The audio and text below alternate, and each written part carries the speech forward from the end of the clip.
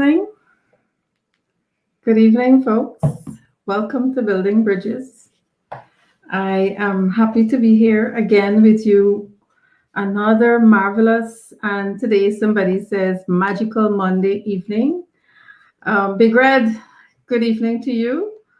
Rose, good evening. And Siobhan McDonald, welcome. Siobhan, congratulations for tuning in. And yes, have a blessed evening.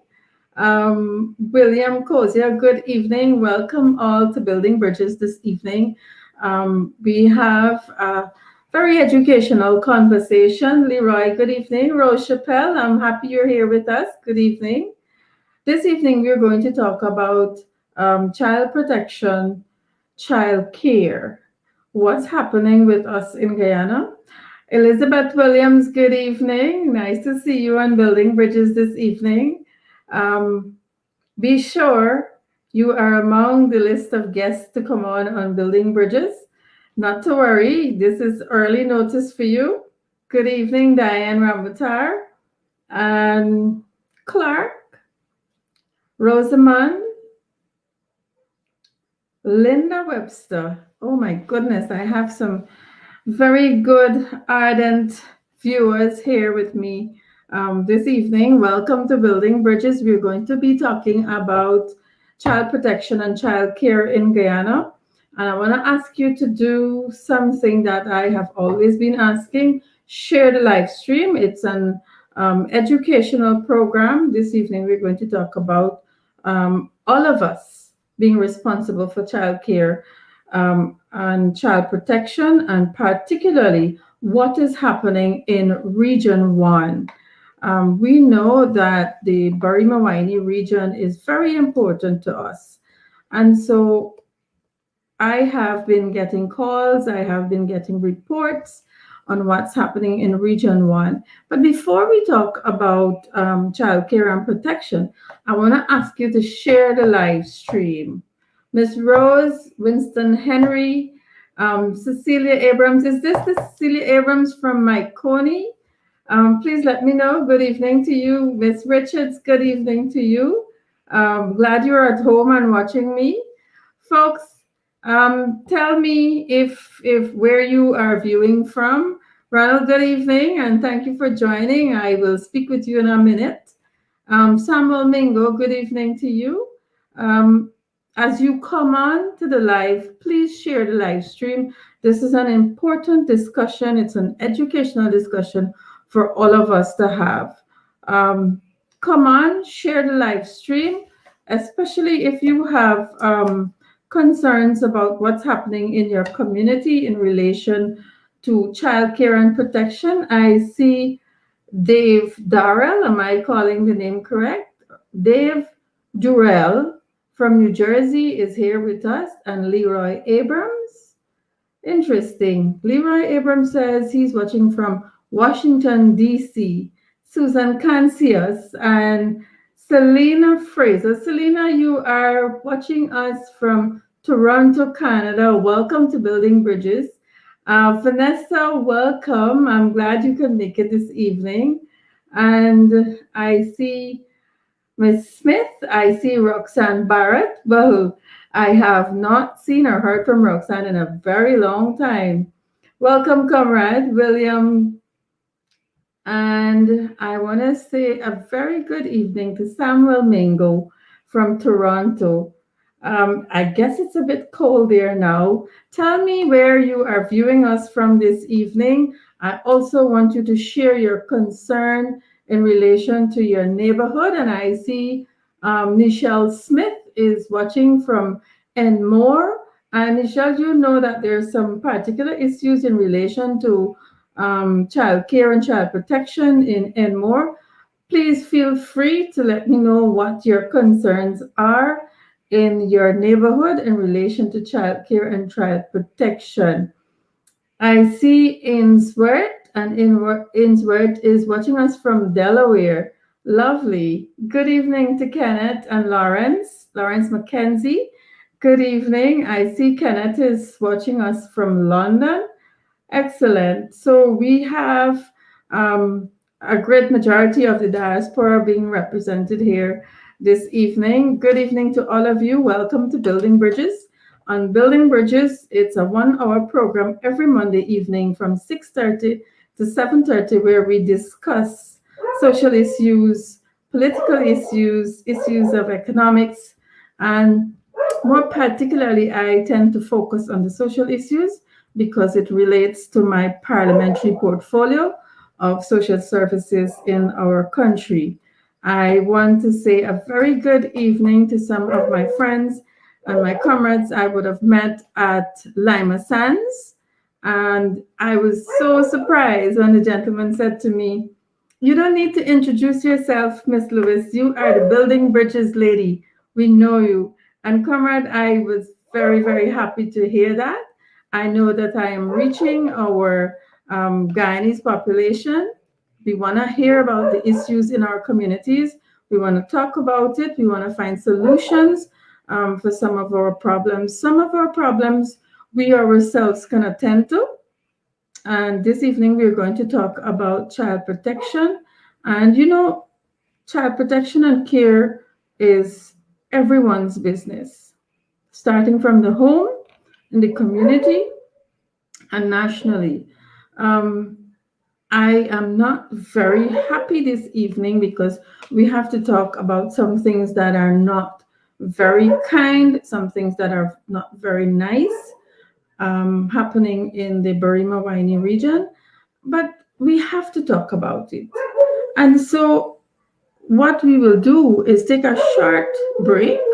I'm going to take that short break to share the live stream, and I want you to do the same thing. Sean Obamola and Desiree Felix and Janet and Marsha and Imelda and who else I am seeing here? Donna Joseph and Derek Smith. I'd like you to share the live stream. Share the live stream to all your WhatsApp contact, to all of your contact in your messenger. Put the link on your Instagram page. Make sure that persons in your community are aware that we're having this conversation and they too can listen in, they too can learn what's happening. So, folks, I'll go to a short break. Derek Smith, thank you. Um, and I want to say a very good evening to Sophia Dolphin. Good evening. Please share the live stream. I'll take a break and then we will come in and start our conversation more proper on childcare and protection.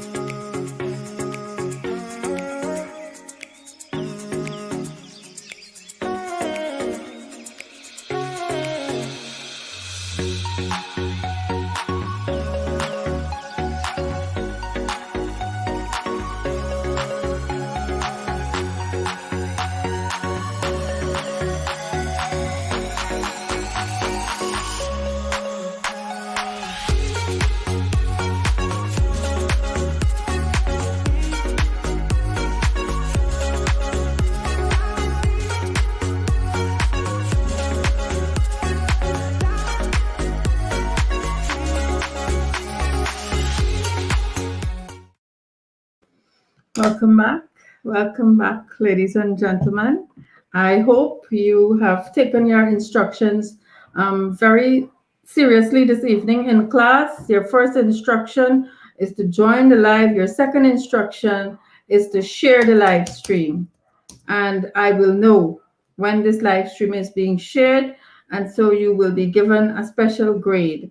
I want to say welcome to Myrtle Barnwell and a very good evening to Jenny and Marjorie. A very good evening to all of you joining Building Bridges, and please share the live stream. So, folks, I have been getting numerous phone calls. Sometimes it's specific to a family a particular child, a particular parent, and sometimes it's generally about a community. And there are persons who would reach out and tell you nationally what their opinion on child care and protection is. And we welcome all of that. For those of you who believe that you have a concern and you want to share it as it relates to social protection, human services in this country, please reach out to me. My telephone number is 615-8917. You can get me on Facebook. You can get me on Instagram. You can get me on WhatsApp. Um, Reach out. If you don't want to call, just send a message. Let me know what is happening. This evening, we're going to have a conversation with a young lady from the Barima Waini region, and she has indicated over a period of time that there are so many things that are going wrong in that area. And so, the Barima Waini region is predominantly indigenous region. And so we always hope and we pray and we work as a coalition government to bridge the gap between coastland and hinterland so that they have if not the same opportunities, but a lot better living conditions and working conditions as the people on the coastland. We were focusing a lot because on building bridges from coastland to hinterland because we recognize that the hinterland regions are disadvantaged.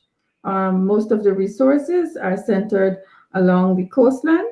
And so we recognize that we need to do something as a coalition. And so regions one, regions eight, regions nine, I know particularly I can speak to those experiences personally. We have done significant amount of work to develop our human relations and capital in those regions. There is a lot more that was done, and I will tell you shortly about that. But listen, I want to go straight to this conversation. When we talk about child care and protection, what are we talking about? Well, let me tell you the responsibility of the government of Guyana. When we talk about child care and protection, the key responsibilities are that the government shall provide psychosocial support and other assistance to vulnerable families. Y'all remember the Henry family? Until this day, that family has not received any intervention from government. Y'all remember the Boston family in Essequibo? Well, I have been staying in contact with the mother of those two children, Oren Boston's wife and his children. And I can tell you that they have not received any intervention. And I'm saying to you that one of the key responsibilities of government is to provide psychosocial support and other assistance to vulnerable families. Don't you think that those two families, apart from all the other families that are suffering, don't you believe that they deserve some assistance, especially for the children and other family members? I do believe so. The other responsibility that government has is to respond to child abuse report and provide safe places and recovery for victims. Folks, I want to zoom in and I want to read that one back for you one more time. The government has a responsibility, particularly the Child Protection Agency, the Ministry of Human Services. They have a responsibility to respond to child abuse reports and to provide safe places and recovery for victims. Do you think that is happening in your community, in your region? And please feel free to tell me what is happening. You can either text me directly on WhatsApp or you can share any comments. I prefer if you share your opinion in the comments. Tell me what is happening, which community, and what's going on. Government also has a responsibility for placement of children in foster home.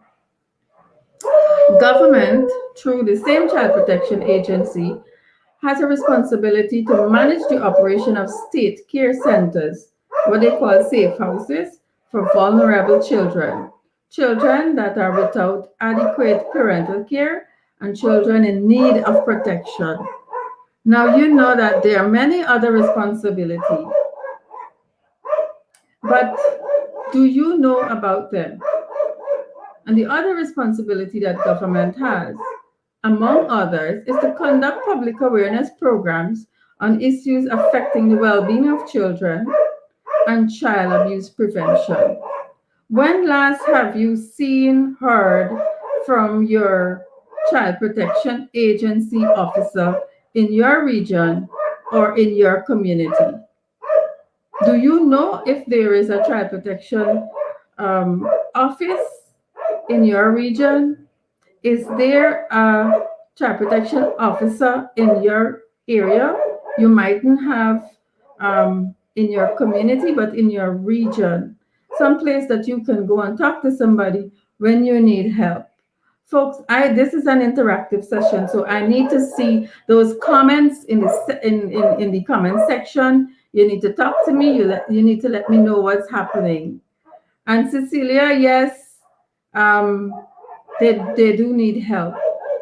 And I can say to you, Joan Ramasinda, welcome to Building Bridges this evening. You too have your experience, Joan, and what is happening in Region 1. I would really appreciate if you share some of the concerns in the comment section with our viewers, those who are active in the comment section. Please feel free. Now, folks, I want to try and see if I can find this young lady who is supposed to be with me this evening. I'm going to try and see if I can get her online. She is supposed to coming to speak with us on what's happening in her area. And let me see if I can get her on the line, please.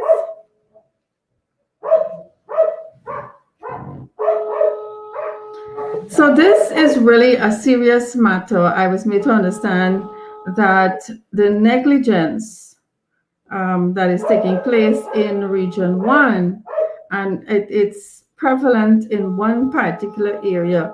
I believe it's Matthews Ridge.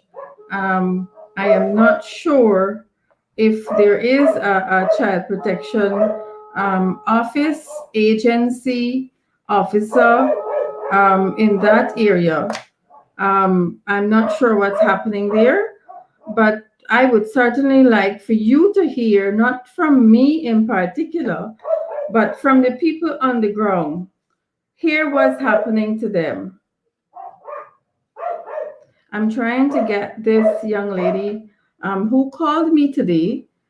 She was very upset and wanted to speak to me to see if, as a member of parliament, I can provide any assistance for their community.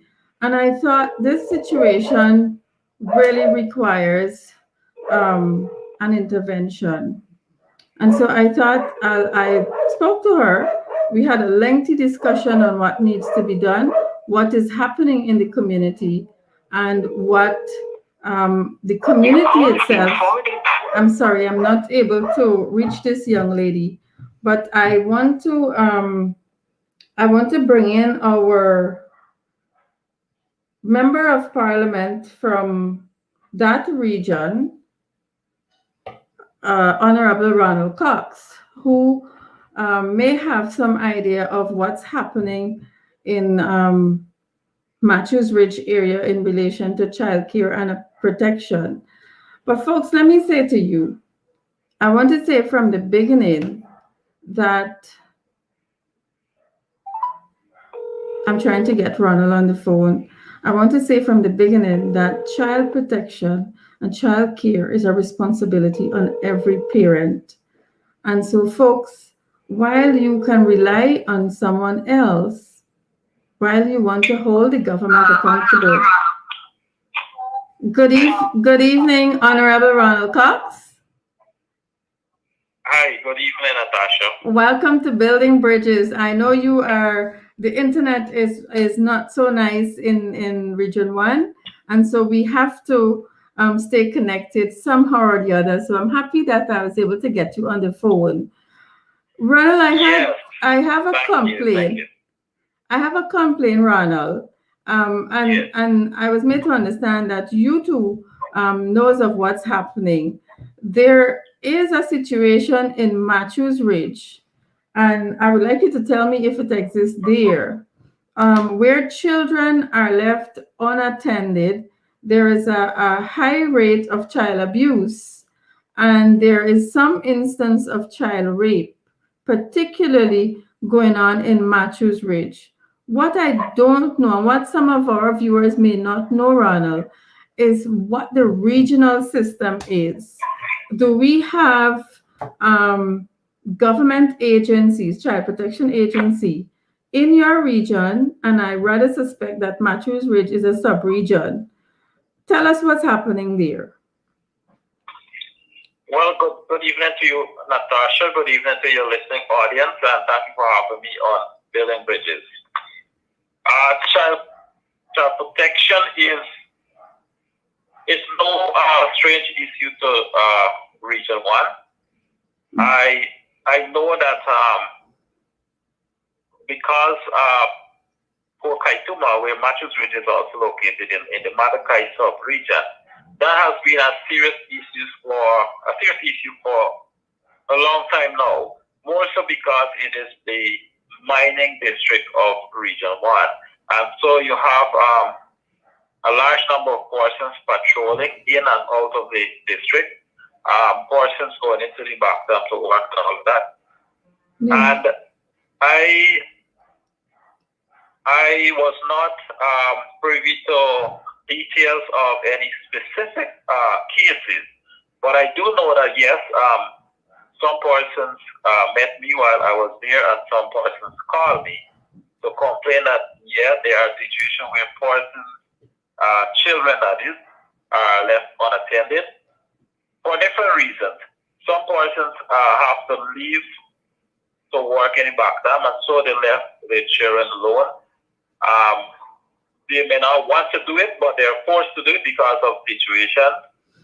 You have situation also where, especially now that COVID, we have the COVID pandemic, and persons are not in school as regular as before.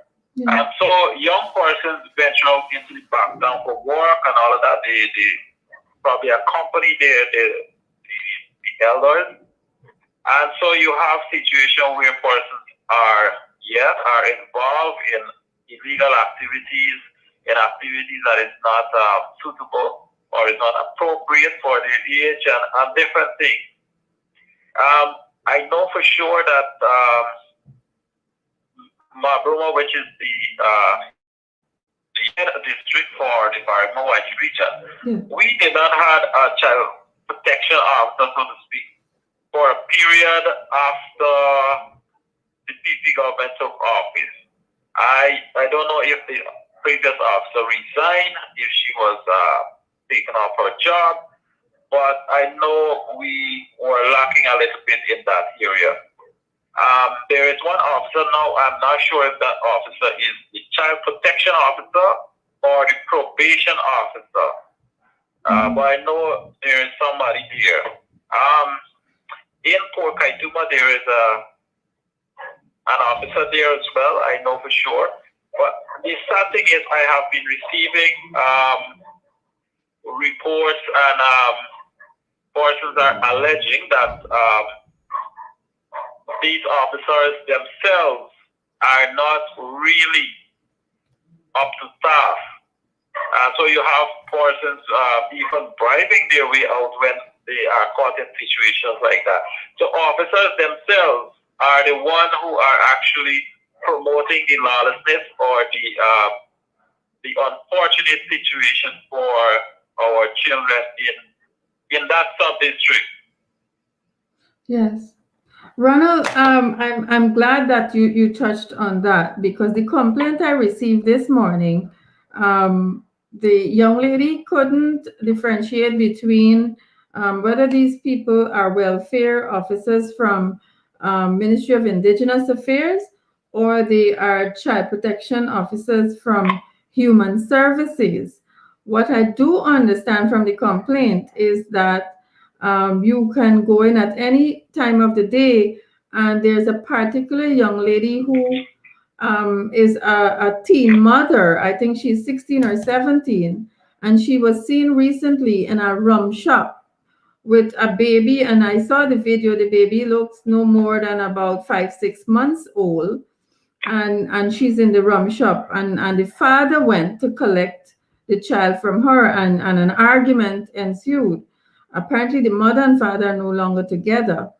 And so I am saying to this young lady who is very concerned and knows the father and wants advice on what to do in a situation like that, don't you have a welfare officer who can advise you, a child protection officer?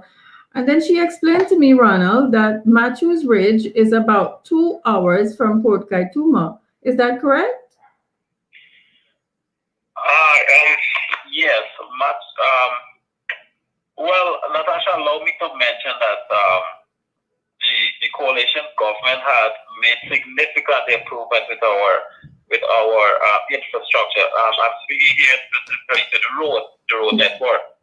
And Absolutely. so one time you could reach Matthews Ridge within 30 minutes, 45 minutes, 1 hour. Now the road is back to a situation that it was prior to 2015, and so you might be taking 2-3 hours to reach there now. So yes, she is correct. Absolutely. So one of the things that I have identified in that conversation, because I spoke to her for a very long time, is that there is nobody specific in Matthews Ridge who can attend to the matter, save and except police. And so I recommended that take the time as a concerned citizen, take the time and go to Matthews Ridge. And she said, Miss, Matthews Ridge is about 2 hours traveling to Port Kaituma. Going to Port Kaituma is not the problem, but it takes that long. My question is to you, Ronald, and for me also as a member of parliament, what is it that this government is doing in terms of taking care of our indigenous people? Access to government resources, access to government services should be the primary function in any government, in any region. It should be accessible. And from this complaint, I recognize that this is not happening. I was told that the young lady was referred to Member of Parliament installed Colin Crowell. And I'm saying to her, I understand that he has parliamentary responsibility, but this is a matter for the subject minister. And on that matter, I want you to tell me if I am correct, because I am following what's happening at Human Services. It's been more than a year that they are in government, and the minister could have only gone to Baramita in Region 1 to offer some form of training for a few young ladies, I think 20 something young ladies in Baramita. Is it true that the minister, after 1 year, has not visited Mabaruma, Port Kaituma, Maruka, Matthews Ridge in that region? Natasha, here you referring to the Minister of Social Protection? Yes, the subject minister, not Colin Crowell. Oh, not Colin Crowell. Yes. Well, to my knowledge, yes, that is correct. The subject minister has not visited Mabaruma since. Port Kaituma, Matthews Ridge, Maruka, definitely had not visited those areas. And these are areas that are considered the hotspot. Yes. And so emphasis and a privilege should be placed on these areas. The minister cannot sit in her office in Georgetown and try to implement whatever she thinks will work, and then not visiting, not having persons within these communities, not having groups or units that will actually carry out the type of work that she may have as her vision. And so that is worrying. You mentioned earlier, you asked earlier what exactly are they doing with government services. Yeah. Most certainly, services should be made available to these persons. What I see happening in Region 1 here is that from time to time, well, frequently, the emphasis here is on handouts. Every now and again, you see somebody come to give out something, to give out a hamper, to give out something. Only the other day, Minister, I think Natasha was here, and he came to distribute hampers. I don't know if the Regional Democratic Council cannot do that. You have to, a minister would have to come to give handouts. I expect something more. Maybe subject minister for social protection could come and launch a program in Region 1, launch a program in Pokaitum, a program that will target these vulnerable families and children. I know it says we must seek to improve the 5 Bs, five Ps that is. I'm accustomed to the Bs. Anyway, 5 Ps: prevention, paramountcy, partnership, protection, and parental responsibility. Those are some things that need emphasis. You need to focus more on paramountcy. That's where needs of the child is always first and must come first. Yes. I know when we on this program, a lot of people would ask or comment would come in and said, we are mentioning these things now, but what did you do? What did you do when you were in government? Mm-hmm. My first answer to them is that as a young member of parliament, I was never in the government. This is my first time as an MP. However, what I do know what the coalition government did is a lot of things they did under the Ministry of Social Protection, under the Ronald, I want to remind you, under Ali, as Minister of Social Protection, we had the SLED program in which we didn't do handouts. Can you speak to that? That is one, yes, that is one thing that I read about, and that is one thing that I want to mention here. The SLED program is one that was initiated to help families like these.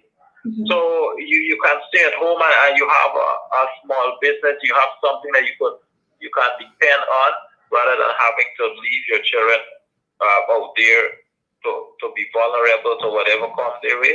Mm-hmm. And you in the background hustling, by the time you come out back, then you don't know what took place, but you got to hope that something serious did not.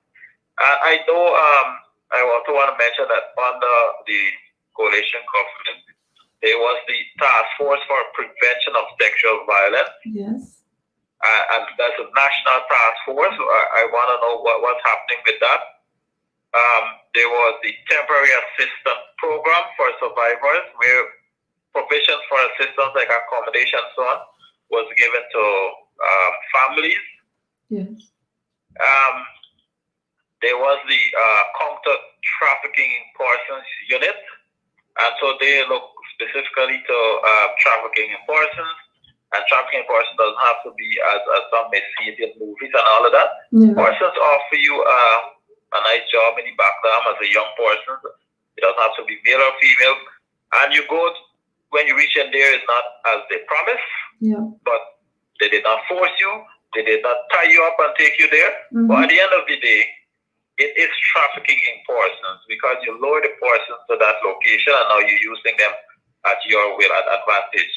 Mm-hmm. And so these programs were very good programs under the Ministry of Social Protection then, and I don't see why it should not be continuing now. Even if they want to change the name, but at least the objective and the function must remain the same. Yeah. And you know, Ronald, what is sad, I have to, while I say that this is an educational program, as a parliamentarian, I really need to zoom in on this. I want to say to our viewers that the PPP has won majority votes in Region 1. And so they control the regional chairmanship, and they have appointed an REO, and a whole lot of nonsense has been happening since then. Um, Ronald, you want to talk to us a little bit about the discrimination in the distribution of resources in the region? Natasha, that's an ongoing issue. That's a sore issue. That's a sore issue all over. I guess I read the news. I listen to each and every one of your program, my other colleagues' program. I tune in every time, and so you listen to people calling, you listen to comments, you read the comments, you see them. I guess it's a sore issue nationally. Um, the thing that concerns that make me more concerned though is it should not be. We have a region that is run by PVRDC. Yes. We have a town council that is run by a PVP town council in Barima. We have an NDC that is made up of Pokaituma, Arakak, and Matthews Ridge that is run by PVP. We have a government, PVP government. So at all levels of the government structure, they have full control and responsibility. Then they should be running with all these measures, policy, project, program, whatever they have, and let the lives of citizens in Region 1 be the best. Sadly, that's not happening. Why some persons are being given privilege? I also learned that one thing is in Region 1 here is that the REO seems to be a one-man show. The REO is managing the region in a dictatorial manner. Every single thing has to go to him for approval first. Even if we have a regional education officer who has responsibility for the education program. Yes. And everything still must go to the area for approval. You have a regional health officer responsible for the health program, everything must go to the area. You have other program heads within the region, everything must go to the area. Only the other day we had a new REDO, and I learned that the REDO has opted for retransfer out of the region. He did not even spend long because it is alleged that he told some folks that he cannot cope with the dictatorial management of the REO. He says that he is the head of the education program, and then he should be able to look at his budget and see how his programs run, and he should be able to make decisions there and then. But the REO is overriding his decision, and so he's not comfortable, and he chooses to leave. And Ronald, who's your REO? Who's your REO, Ronald? The REO is Mr. Tikaram Bisasar. He was the deputy REO in the 5 years of the coalition government. Yeah. And so now he is the REO now. Yeah. And Ronald, that is a very disgusting situation when the REO micromanages the region. Then you find situations like these. Level heads are not allowed to implement their program in a fair and transparent manner because the REO takes instructions from the chairman, who's a political head. And so, folks, what I want us to understand this evening, based on what Honorable Ronald Cox is saying to us, is that this is a region that voted overwhelmingly for the PPP, and now they are installed as a government. They are not taking care of their people.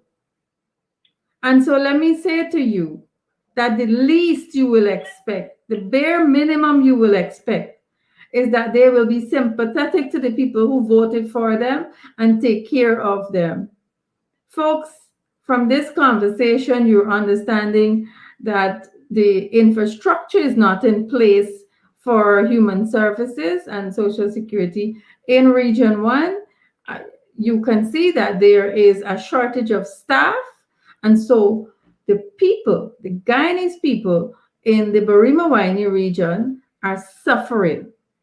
specifically the children. I can tell you, Ronald, that the reports that I have received, they range from child abuse, child rape, neglect, starvation, all those things I've received.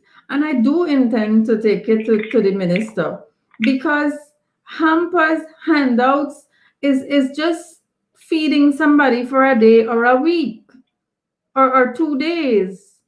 And what about programs that will help them to be self-sustaining? What about the women's program, the training programs for women so that they become independent and can take care of their family? Have you seen any of those in your area, Ronald? Well, Natasha, I I have not seen any. I have not heard of any. Um, I don't know if they have them in plan on paper. I don't know if they have them as part of their larger vision for the region. But it is long needed. It is long overdue, and right now I don't see any. No, no. Because, like you rightly said, Dawson, that there is limited staff. Yeah. And so when you're dealing with a region like this or a district like Matakai, you need to adequately place your staff so that they can adequately address the situation. One person cannot do that. And then you have one person who has to travel to Mabroma to see what's happening here. And so even though the person might be willing to do, but their hands are tied. They're not capable of managing everything. And so, like you said, we need programs that will adequately address issues like this. And this is an issue that needs urgent attention. And Ronald, my final question to you, as a member of parliament, as a coalition member of parliament in the Barima Waini region, has the government reached out to you in any way as a representative of the people in that region? And the simple answer to that, Natasha, is no. Wow. No. Since being appointed a member of parliament, I had several meetings with the mayor from Mabroma. I had meetings with the regional chairman. I had one meeting with the REO. And I must say, all right, I'll leave that one. I had a meeting with the NDC chair for Port Kaituma, that's the Matakai area. I said to them that I am equally an elected representative of the people, and regardless that I'm in opposition, I'm willing to work along as long as we work for the benefit of the people of the region. So I have given them that assurance that I'm willing to work as long as programs and projects and there are different things that benefit the people. I'm willing to work. So far, nothing has come my way. No one has called me.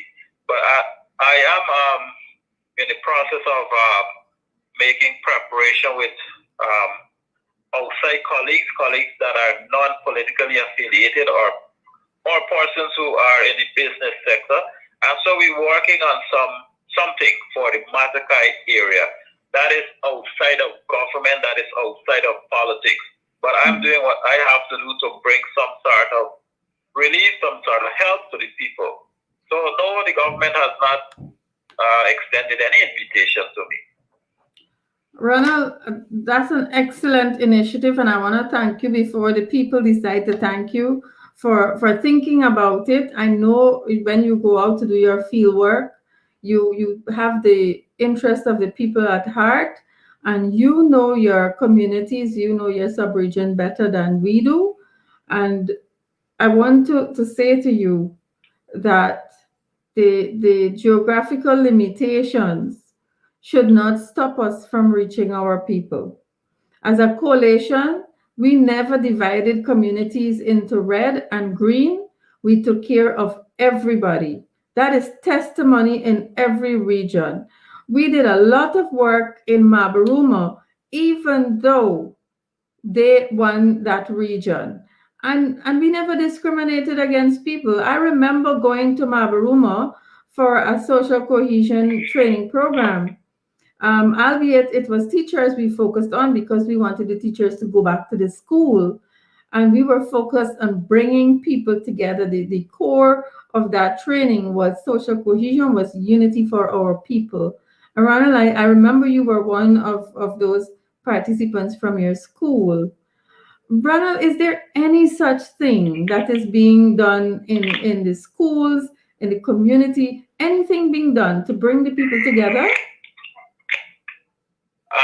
Not at this time. Sadly, not at this time.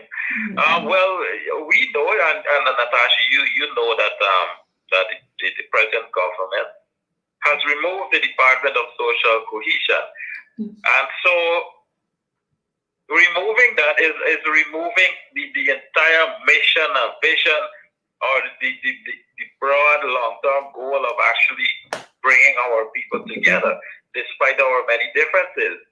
And so, no, there is none. There has been none. And I know there are talks of some.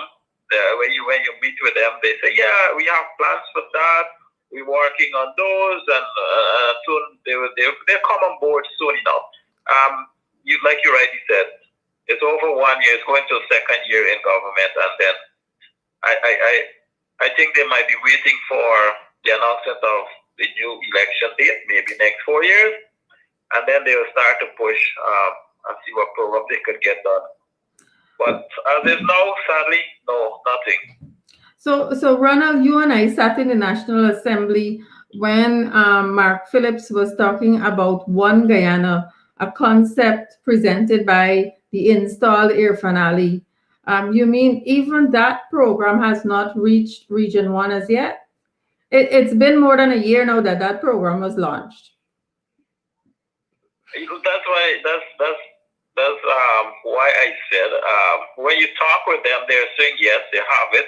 This is our plan. This is our plan on paper. And you have this One Guyana and all of that. But we need to see actual work, actual activities, programs that target the objective of such idea. Bring it to the school, bring it to the local work environment. And so the issue of discrimination and all of that, you weed it out because your program is targeting exactly that. And so you weed it out and you actually live a reality of One Guyana than just wake up one morning and go to some function and speak about it. You're speaking about it, but in reality, it is not functioning. It is not there. Because Ronald, what those programs under social cohesion sought to do is to effect behavior change. We recognize that as a people we are divided, like it or not. We have to agree that we are divided, mostly along political lines and ethnic lines. And so sitting down and talking to people is not going to effect behavior change. It's not the best way to do it. You have to get people engaged in formal educational sessions, whether it was the 2 days training that we had, Unity and Diversity, or it's a short course that you engage young professionals or young politicians at the NDCs and the RDCs, however you want to target your stakeholders, but you have to have programs that will engage people, not just sit down for a half an hour or a 1 hour and you all dress up with different clothes and you go and you talk about it. It's not going to work. You have to engage people differently. Ronald, I want to say thank you very much for gracing us. Even though we couldn't get you live, we actually have you on telephone live. I know that the internet sometimes can be bothersome in your region, and I really want to find out how the children are working in school without internet access, but that's a whole different program by itself. I am happy that I can call you and you can speak to me, and we keep our viewers in Guyana, we keep our supporters up to date with what's happening in your region. I know you being so far away, it's not an easy thing to stay connected, but I want to assure you that the love is there, and I am grateful that next time you come out and we meet, we will be able to talk a little bit more about this. I want you to know that there is Honorable Nima Flubes, who is on the program, and she said that you are doing a commendable job and she wants you to keep going. Folks, I want to thank Ronald for coming. I believe we are almost to program time. Ronald, thank you for coming in. I know that I can call you at any time for being with us on Building Bridges, and I greatly appreciate your effort making the time to be with us this evening. Thank you, Ronald. Thank you, Natasha. Thank you very much for having me, and have a blessed rest of the night. You too, Ronald. Thanks. Bye bye. Folks, when we have conversations like that, it's never the time usually goes away and leave us. I believe that there is one member of parliament who promised me the topic is so important that she wants to come in and share some of her experience. I'm not sure if MP is in the studio. If she is, I will welcome her. We have a few more minutes to go on. But folks, before all of that happens, I want to share what Siobhan McDonald has said. The role of the Child Protection Response team is to coordinate the school's response to an allegation of child abuse once it comes to light.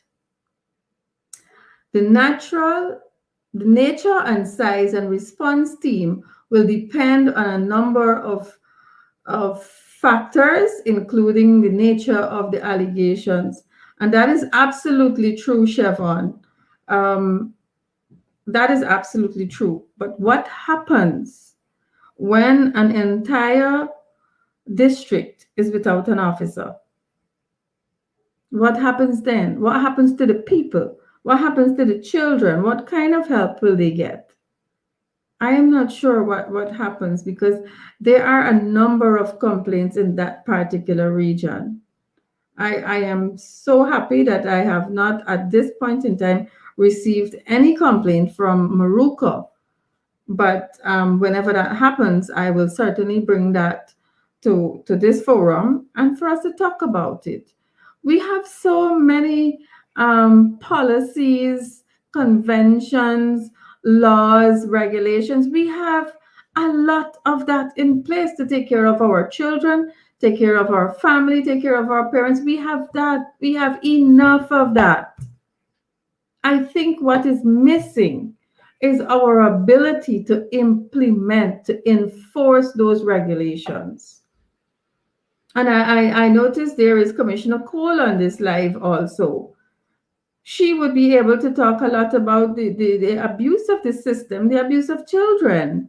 I have received complaints from Region 6, whereby it is alleged that the officers there are accepting bribe to and condone situations of abuse in the homes.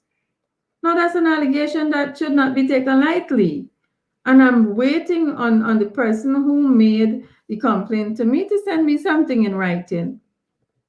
Those are very serious allegations. In this particular matter that was reported to me this afternoon in Matthews Ridge, there are officers in Port Kaituma who are similarly involved.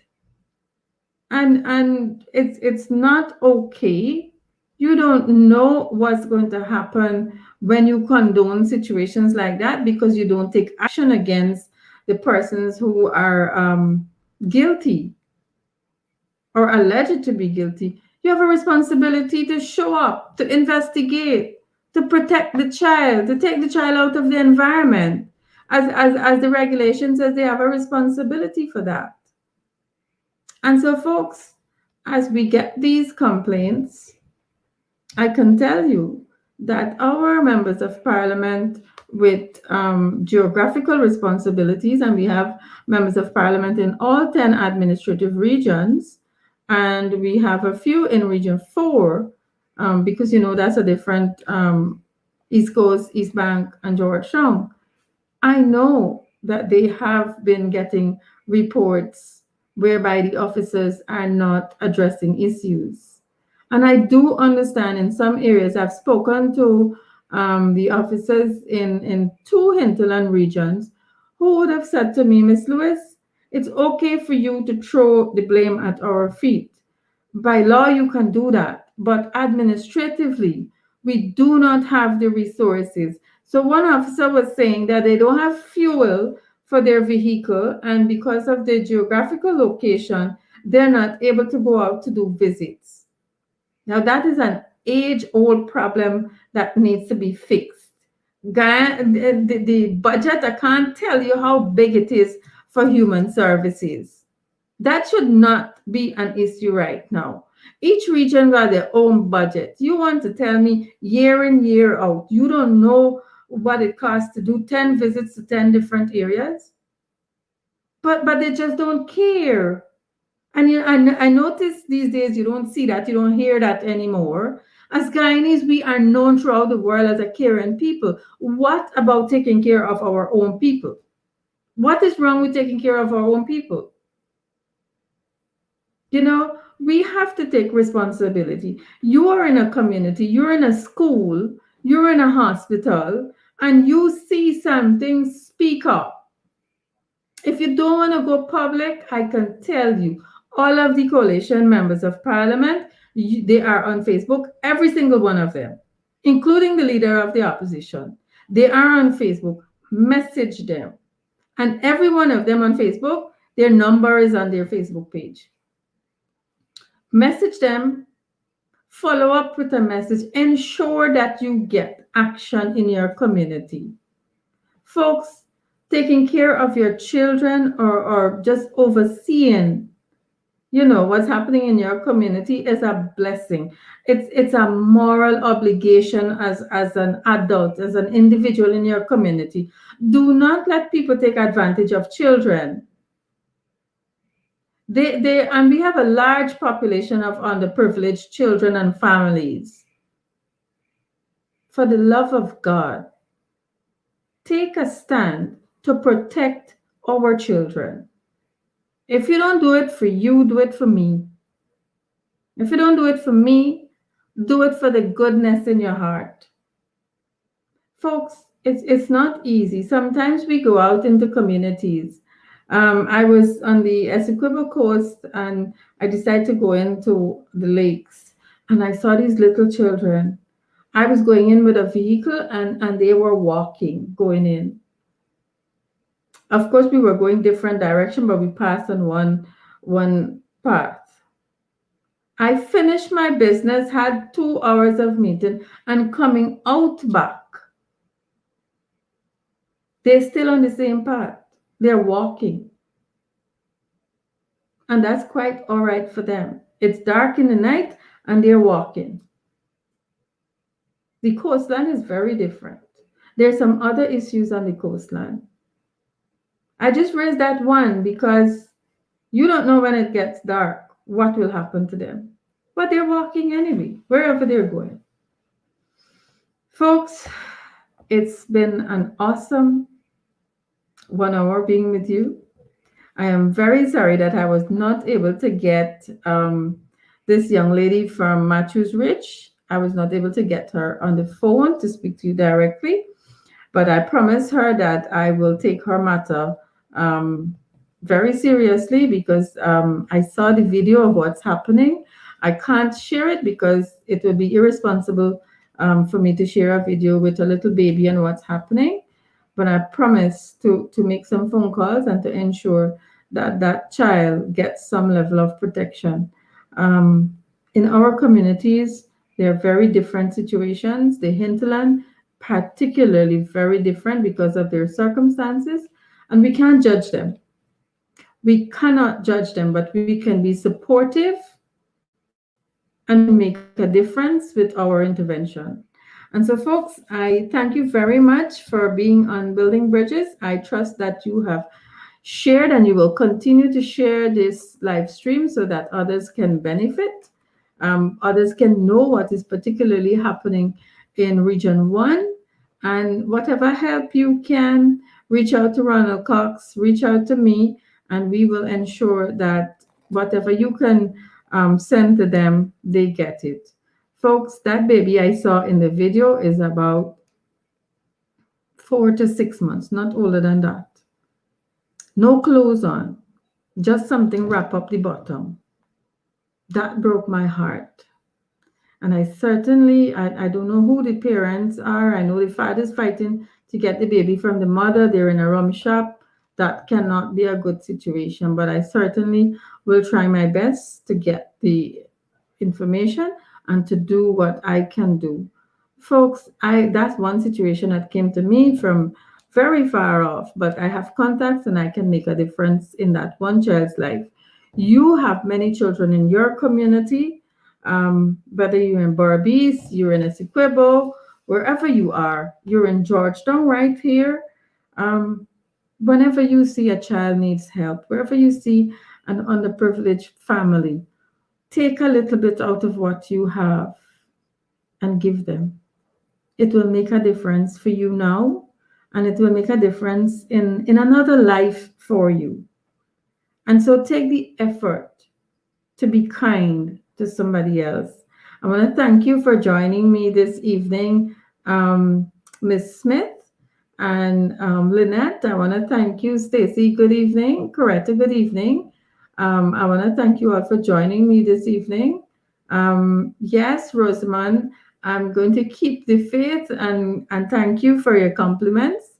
But this is where I have to take my leave, and I want to say to you that COVID is real. COVID is real.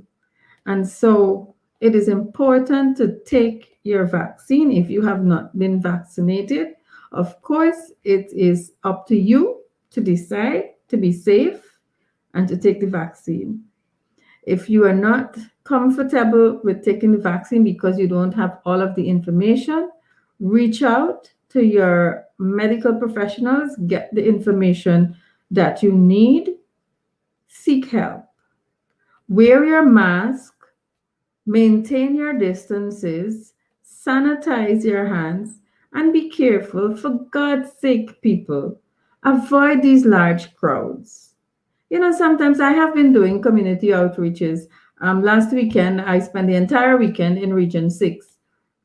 And there are people who are glad to see you. There are people who want to tell you what's going on. They want to seek help. And they too come to you. And it's very difficult. I can tell you, it's very difficult to want to help somebody, especially somebody in distress. You have to listen to them and just keep them at a distance. But it is important for your health. Do what you have to do. We're not living in normal times. We still have the pandemic, even though the PPP will let you believe that life is normal. No, there is a pandemic. And there's so many of our brothers and sisters who are dying, and you folks need to get it together. We need to stop this thing. We need to be our brothers and sisters keepers. And folks, stay safe, as I will try to do. Have a very good Monday evening.